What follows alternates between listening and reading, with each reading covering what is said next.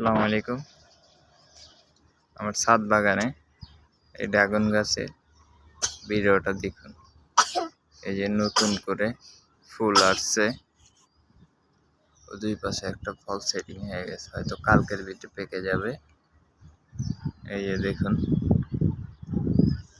এই যে পাশে আর একটা আছে, দেখুন এই যে আর একটা আছে। এখানে আপনার গাছ হচ্ছে মোট 5টা গাছ।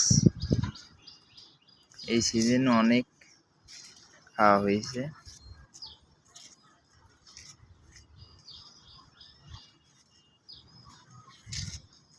5টা গাছ দেখুন।